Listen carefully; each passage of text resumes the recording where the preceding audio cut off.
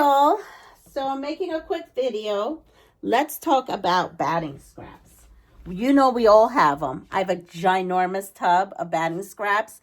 And you know something? I had to go through them. Yep. I went through them. I have them all like by size now in strips. And then I have everything that is like a big piece that's folded in 4. So I've got that all in a tote already. But then I have these fabric scraps. And then look at this. Those are all cut. Those are all 2.5 inch. These are the ones that I still need to cut. So let me show you. I take a different cord for my batting, and I'm using this side, all right? I take my 2.5 inch ruler, and I just come in here, and I think this one actually was cut. Yeah, that one was cut. So this can get folded and put here. And I'm coming in here and I'm looking at these scraps and I'm wondering, So I fold it in half and then fold it again in half. And I do my best to kind of get everything lined up. And if you notice, it's just like wonky. Oh, no, you don't notice. It's just kind of wonky. And I'm going to come in here. And I'm going to come in with my ruler and then cut one end. And then I come here. I line up that end. And here, right? Because I don't want an L-shaped piece. I want a nice straight piece when I'm done. And so what I'm doing is I'm actually making my own batting roll. I'll show you right here. See, you can buy these, right? And they're pretty expensive, or you can make them. And so that's what I'm making. I'm making my own batting rolls, and I'm using these for making rugs. I'm making jelly roll rugs. It's a new thing. I've never made them before. I just started. I have not made a rug. So as far as I've gotten is to cut my fabric from scraps, piece them together, and then I have been just taking my batting scraps and doing this. So the jelly roll rug, that will be another video for the future. So right now, all I'm doing is processing these fabric scraps. These batting scraps. Now see, this here is a 4 inch, so I'm going to hold off on that because it's a 4 inch on both sides, because I have an idea for all the ones that are like bigger than 2.5 inch. I keep those folded within the width sizes, and I can use those for other things like rag quilts. I could use those for rag quilts. So I'm just kind of showing you how I process. So I just come in here, and so I'm going to go through, and then I just take this and put this right on there. Now you could sit here and watch me. Literally, that took me a day to do all that. And this can go for doggy beds. So this is all I have left. That will go for doggy beds. And now let's come on over here and let me show you how I make my batting roll. My roll, right? And you can buy these again, but you know, we all have these batting scraps, and why not use them? Why not use our batting scraps? So we're going to take this and I'm going to turn on here. Now, it is probably recommended to go ahead and join these with a zigzag. But you know something? My zigzag machine is down. Oops. And you can't see me. But you know what? You just really need to see this. You don't really need to see me. My machine is in the shop. So I have this one. This is a straight stitch machine.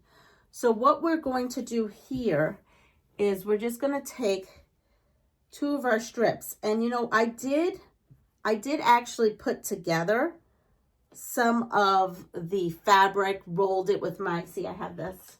I made some actual pieces to go into a jelly roll rug. I just haven't made the rug itself. And so I tried it. When I first started, I did the zigzag, but you know what? I just overlapped this a little bit, just the tiniest bit. And I put this down. And when you feel it, because you just do it a little bit, you don't feel anything like that's overly bulky or anything like that. So guess what? So I said, all right, well, if it's not going to be overly bulky, then I'm going to just go for it. Now I do look like this is the wrong side of the batting, and so is this. So I'm joining them together that way. And I'm just zipping these right through. All right, just like you see, I'm just zipping them right through. And I have two ends going, right? So now I have this end, and I could take this end with another piece here. And again, I'm just going to join, and this is the wrong side. So I come in here and I join. Again, it really is flat. It like compressed. So this was a big one. And so I'm just going to come here with this end and grab another piece here.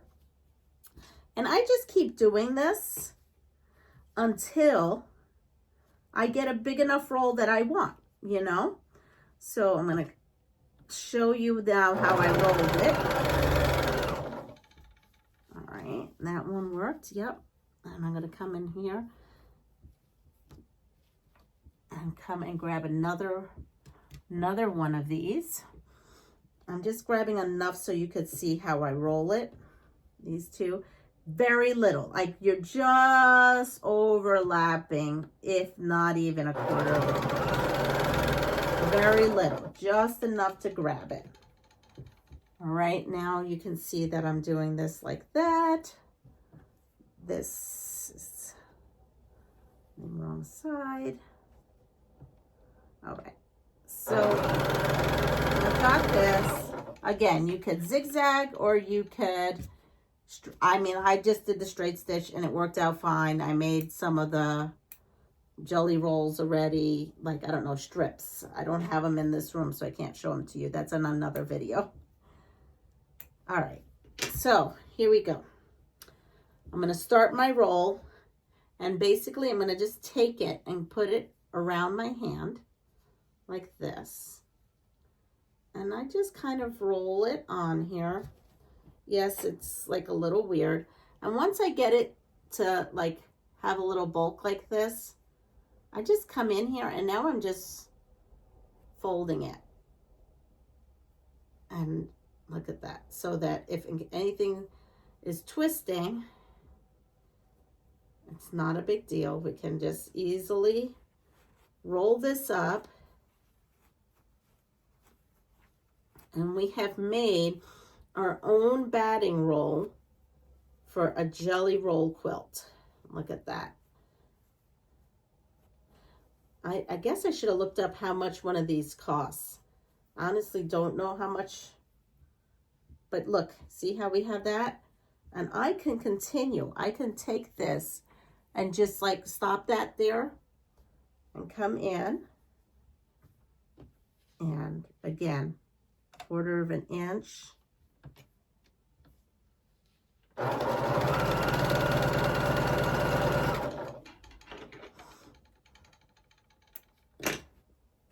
And we can roll.